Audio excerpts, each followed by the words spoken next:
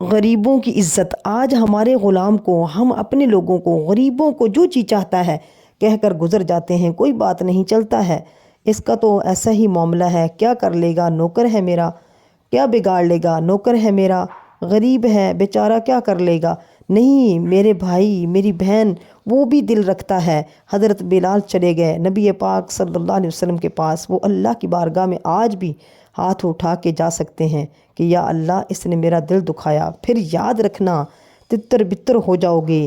ہم نے چلتے کاروبار تباہ ہوتے دیکھے ہیں، دل دکھانے والوں کی زندگیاں اجڑتی دیکھی ہیں، چلتی صحت ختم ہوتے دیکھی ہے۔ کبھی ہم نے اپنے بچوں کے ساتھ، کبھی ہم نے اپنے اسٹاف کے ساتھ یہ بات کی کہ بھائی غلطی ہو گئی ہو تو معاف کر دینا، مجھ سے حق تلفی اگر حق کوئی نکلتا ہے تو لے لینا۔ ارے ہمیں تو پتہ ہوتا ہے کہ ہم نے کسی کا دل دکھایا، ہم تو جانتے ہوتے ہیں کہ ہم نے کسی کو ڈانٹا۔ ہم کہتے ہیں کہ پروفیسر ہو کر ہم نوکر سے معافی مانگیں، میں شوہر ہو کر اپنی بیوی سے معافی مانگوں، میں امیر ہو کر غریب انسان سے معافی مانگوں۔ خدا کے واسطے اپنی زندگی میں تبدیلی لے کر آؤ، خدا کے واسطے اپنی زندگی کو تبدیل کر لو۔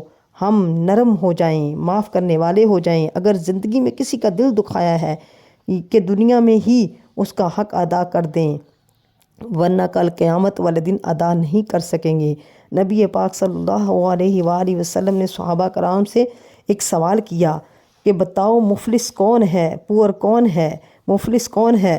تو صحابہ کر ہم تم سب ایک ہی یہی جواب دیں گے، جس کے پاس پیسہ ہے وہ مفلس ہے، جس کے پاس پیسہ نہیں ہے وہ مفلس ہے۔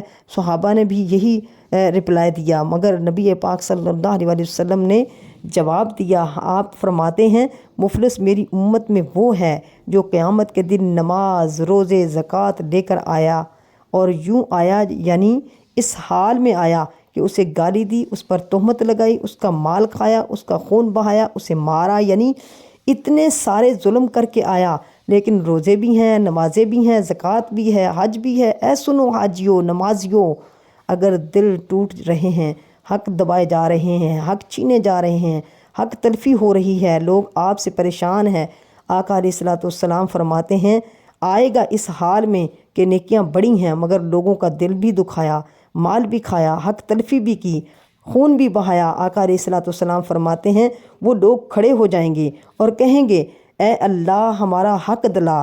قیامت والے دن یہ تو نہیں ہوگا کہ اگر کسی نے پیسے کھائے ہیں وہ چیک بنا کر دے دے گا، یہ نہیں ہوگا یہ لو اپنے پیسے، نہیں، ایسا نہیں ہوگا۔ قیامت والے دن اس شخص کو، اس بندے کو اپنی نیکیاں دینی پڑ جائیں گی۔ حدیث میں آتا ہے ساری نیکیاں ختم ہو جائیں گی، حق لینے والے ختم نہیں ہوں گے۔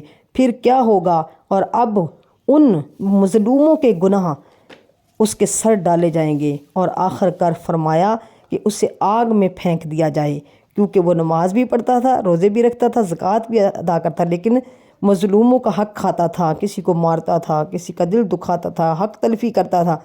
تو اللہ تعالیٰ کیا فرمائے گا کہ آخر کار فرمائے گا اللہ کہ اسے آگ میں پھینک دیا جائے، کیونکہ اس نے لوگوں کے دل دکھائے ہوں گے، حق تلفی کی ہوگی۔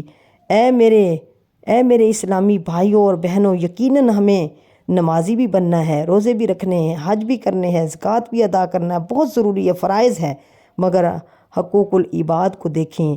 ایسے لوگ مغفرت کی راتوں میں بھی نہیں بخشے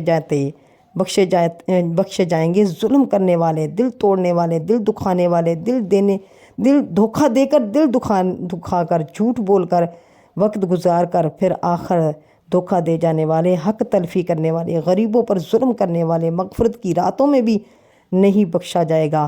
یاد رکھنا رب کی عدالت بہت سخت ہے، پلیز کسی کے ساتھ دھوکے سے مت چلو اور آخر کار اس کا دل توڑ کر کہو میں نے تو کوئی دھوکہ نہیں دیا، میں نے تو کچھ بھی نہیں کیا، میں تو سچا ہوں، میں نے تو ایسا کچھ نہیں کیا۔ حدیث پاک ہے جو دل دکھاتا ہے اسے معاف نہیں کیا جائے گا، جو رحم نہیں کرتا اس پر رحم نہیں کیا جائے گا۔ سب سے معافی مانگ لو، کل تجھے بھی معاف کیا جائے گا۔ یہ نہ ہو کل قیامت والے دن تم عذاب پانے والوں میں کھڑے ہو۔ خدا را کبھی کسی